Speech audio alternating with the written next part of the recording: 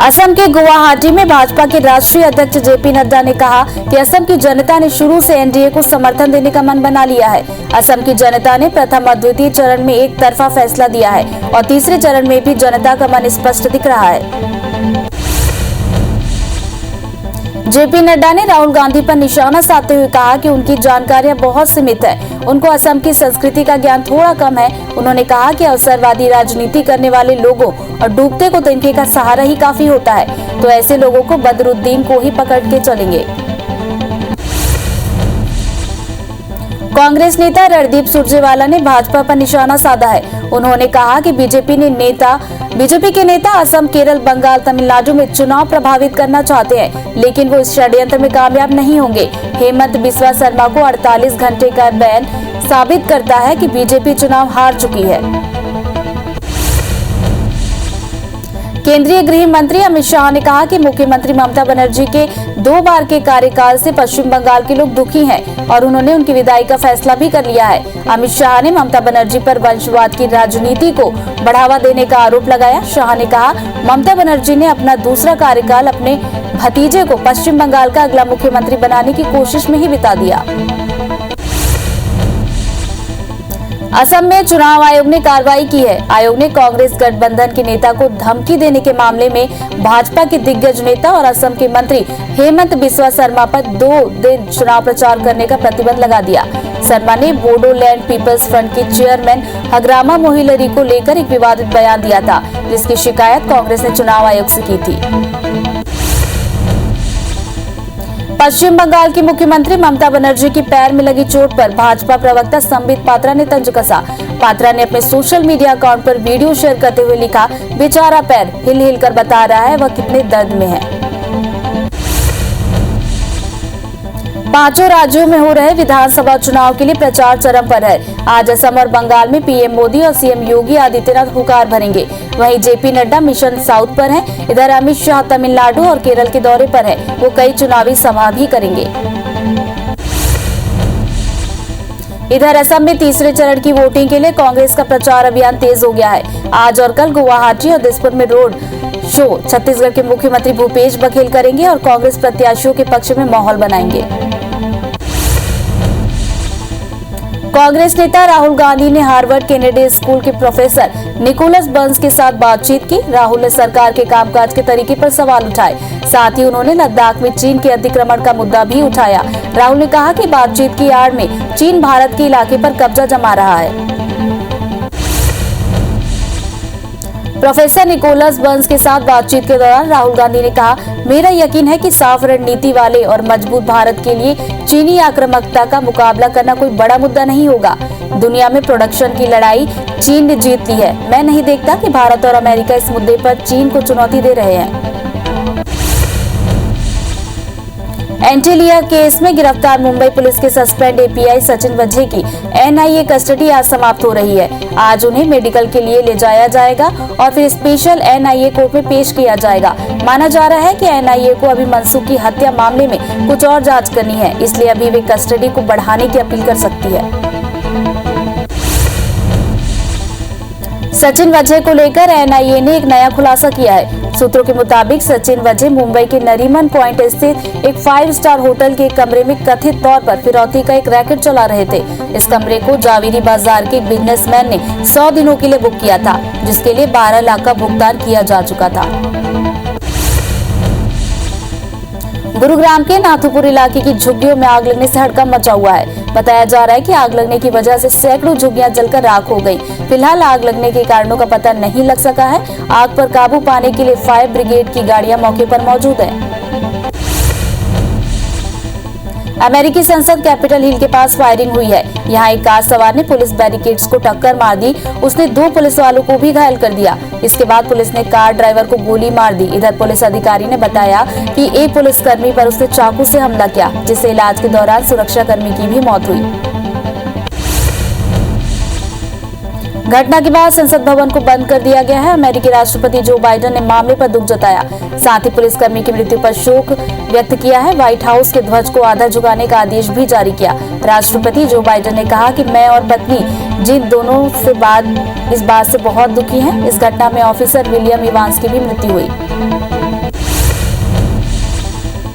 देश में कोरोना की दूसरी लहर ने सभी की टेंशन बढ़ा दी है। लगातार कोरोना के केस बढ़ रहे हैं। वहीं कल सभी राज्यों के मुख्यमंत्रियों के साथ प्रधानमंत्री बैठक करेंगे। इस मीटिंग में संक्रमण की रोकथाम और लॉकडाउन को लेकर चर्चा हो सकती है।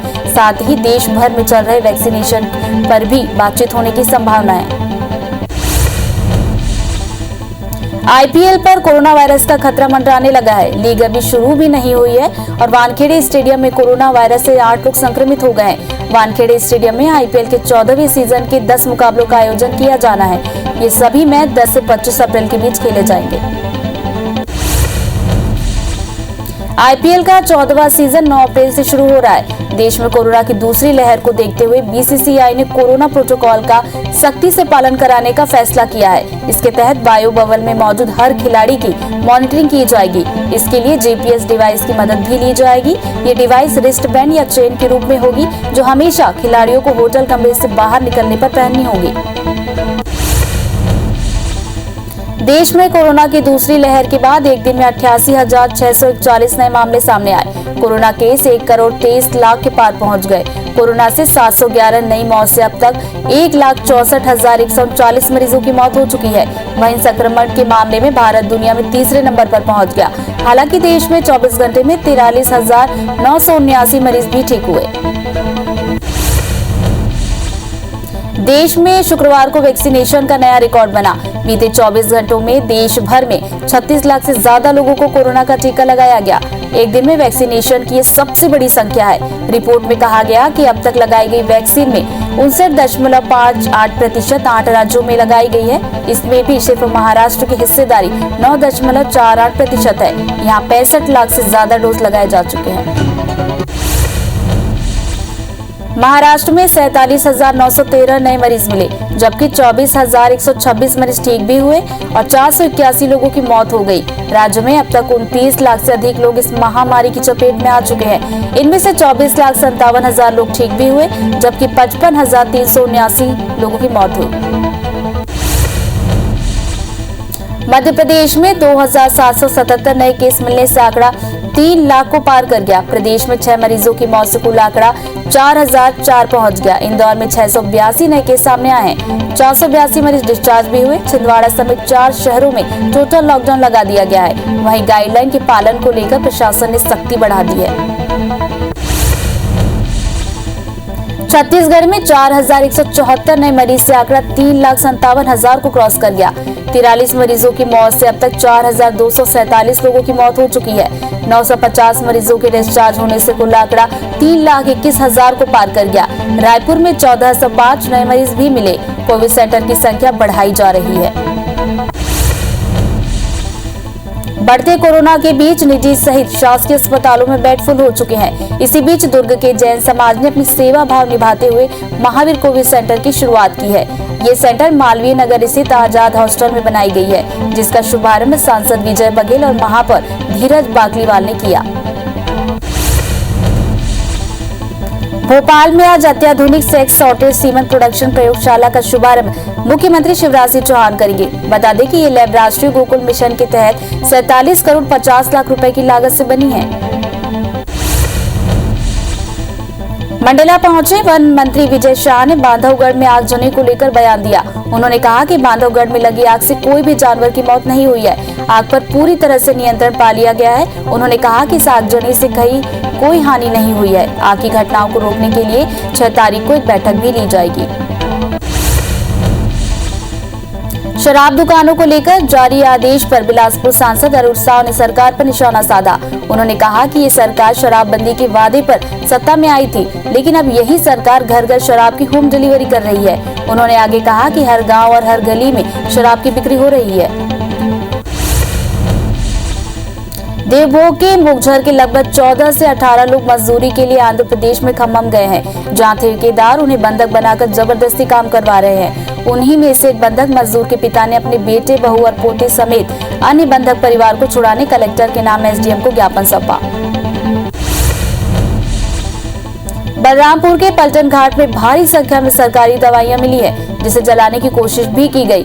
इन दवाइयों का वितरण महिलाओं और बच्चों को होना था। वहीं अधिकारी इस मामले में पल्ला झाड़ रहे हैं। घाट में मिली दवाई एक्सपायरी डेट की बताई जा रही है। इस मामले में बीएमओ ने जांच के बाद कार्रवाई की बात कही।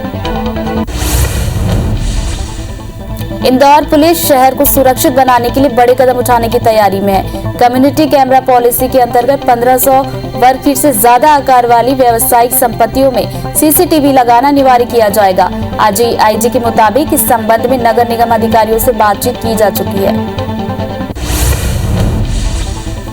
बलरामपुर के शिवपुर में घायल को उसके परिजन ने खाट पर लेटाकर अस्पताल पहुंचाया। परिजन ने बताया कि साइकिल से गिर जाने के कारण युवक का एक पैर टूट चुका था, जिसे अस्पताल ले जाने के लिए उन्होंने एम्बुलेंस का काफी इंतजार किया, लेकिन एम्बुलेंस नहीं पहुंची, जिसके बाद उन्होंने खाट के सहारे उसे अस्पताल पहुंचाया। विदिशा जिला अस्पताल में मरीज के परिजन ने स्टाफ पर लापरवाही का आरोप लगाते हुए जमकर हंगामा किया और तोड़फोड़ के साथ नर्स से मारपीट भी की। इस घटना के विरोध में डॉक्टर और नर्स हड़ताल पर चले गए। हालांकि कार्रवाई के भरोसे के बाद वो काम पर लौट भी आए। जबलपुर में एक युवती से मारपीट के मामले में पुलिस ने 4 आरोपियों को गिरफ्तार किया, लेकिन इस मामले ने अब नया मोड़ ले लिया है। बता दें कि गिरफ्तार आरोपियों के परिजन ने एसपी कार्यालय पहुंचकर जमकर प्रदर्शन किया और पुलिस पर दबाव में आकर कार्रवाई करने का आरोप लगाया। महासमुंद जिला अस्पताल और कोविड केयर सेंटर की अव्यवस्था को लेकर भाजपा नेता सिविल सर्जन का घेराव करने पहुंचे, जहां लगभग 1 घंटे तक सिविल सर्जन से बातचीत और भरोसे के बाद भाजपा नेताओं ने घेराव स्थगित कर दिया और वापस लौट आए। नरसिंहपुर की बोहनी स्टेशन के पास 31 मार्च को हुई रेल दुर्घटना में साजिश के संकेत मिले हैं। इस मामले में जबलपुर रेलवे डिवीजन के जांच अधिकारी सहित जीआरपी और आरपीएफ जांच में जुट गई है। जीआरपीएफ के मुताबिक घटनास्थल पर लोहे की रॉड का टुकड़ा मिला है, जो साजिश की ओर इशारा कर रहा है। सरगुजा के सीतापुर थाना इलाके में इन दिनों रेत माफिया काफी सक्रिय हो गए। रेत माफिया धड़ल्ले से सीतापुर के अलग अलग इलाकों के रेत घाटों से रेत का अवैध उत्खनन और परिवहन कर रहे हैं, जिस पर सीतापुर पुलिस, माइनिंग और राजस्व विभाग ने परिवहन कर रहे ट्रैक्टरों को जब्त करते हुए चालानी कार्रवाई की।